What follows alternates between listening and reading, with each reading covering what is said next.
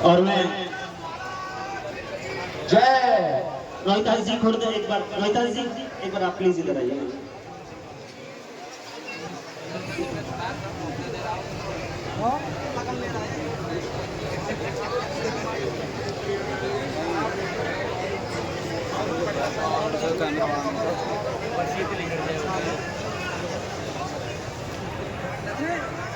अब मैं चलिए आइए, अब मैं कार्यक्रम को आगे बढ़ाते हैं। हमारे अतिथियों का मान सम्मान हो चुका है, तो मैं सर्वप्रथम हमारे इस क्षेत्र की ओर से भाई रोहिताज जी मीना, आप पूर्व जिला प्रमुख हैं, मैं निवेदन करूंगा आप उद्बोधन के लिए आए और अपने क्षेत्र की जो भी आपको जो समस्या है उनका अवगत कराएं। उद्बोधन के लिए जोरदार तालियों में स्वागत चाहूंगा भाई रोहिताज जी मीना, आप पूर्व जिला प्रमुख। बाबा की जय और बालक दास बाबा की जय। आज के समारोह के मुख्य अतिथि पितातुल सम्माननीय भारत सरकार के बहुत बड़े काबीना मंत्री बड़े भाई भूपेंद्र यादव जी, बांदीपुर के लाडले विधायक सम्माननीय भागचंद काकड़ा जी, हमारे जिलाध्यक्ष भाई साहब अशोक जी, यहाँ के राजगढ़ लक्ष्मण क्षेत्र के होनहार मेरे अनुज और युवा जो आज इस सिस्टम को पूरे रचने वाले हैं, यहाँ के रचनाकार छोटे भाई बनाराम जी, देवगेन जी, कपिल जी, बादल जी, मक्खन जी, डीसी भाई साहब, रतन भाई साहब और यहाँ प्रधान साहिबा हेमंत और समस्त पिता के तुल्य बुजुर्गों और सम्मानित मंच में सबसे पहले आपके चरणों में प्रणाम करता हूँ, नमन करता हूँ और बालक दास बाबा से आशीर्वाद लेके अलेवा की तपोभूमि के लिए मैं आज मंत्री महोदय से, हम पहले तो यहाँ आए हैं, आपका हार्दिक तहे दिल से पलक पावड़े बिछा के अभिनंदन करते हैं, सभी का स्वागत करते हैं और इस स्वागत की वेला में आप सभी करतल ध्वनि से तालियां बजाकर सभी अतिथियों का स्वागत करें।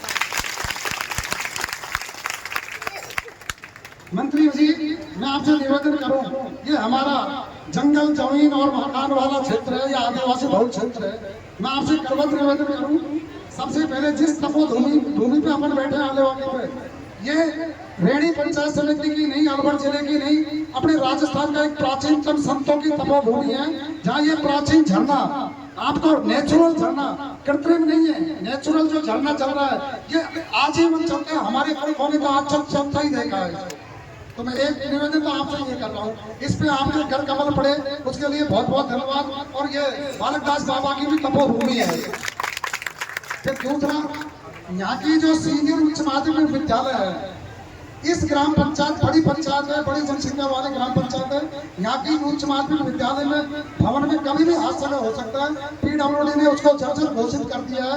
तो मैं आपसे आज करवत निवेदन कर रहा हूँ, पूरी जनता की तरफ से कर रहा हूँ, पूरे मंच की तरफ से कर रहा हूँ कि रमसा में आप तो इतने बड़े दानवीर हैं, हमने तो कर्ण का नाम सुना था, लेकिन आज आप भी यहाँ बैठे हैं, तो मैं तो ये कह रहा हूँ आपसे बहुत बड़ी उम्मीद है। हमें रमसा में जो स्कूल सीनियर उच्च माध्यमिक विद्यालय कोएड स्कूल है, उसकी आज और यहाँ पे उसको दे के जाए।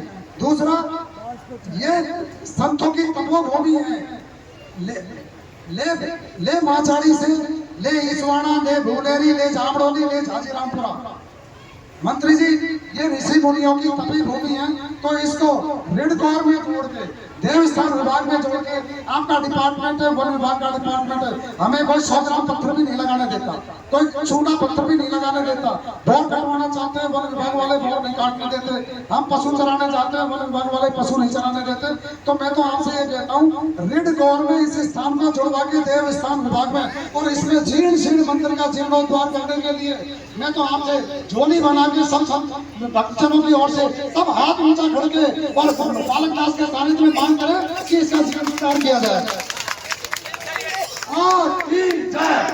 दूसरा, तीसरा, जो आप जब आए थे जामडोली में, जब आए थे तब आपसे निवेदन किया था कि वन विभाग वालों ने पहले से आपने रोड मंजूर करवाया था, उसको बैन कर रखा है, वन विभाग वाले काम नहीं करने दे रहे, उसका त्वरित गति से हमारा तहसील हेडक्वार्टर राजगढ़, तो वहाँ जाने में परेशानी, 5 दिन में हमारे रोड पर काम चल जाना चाहिए।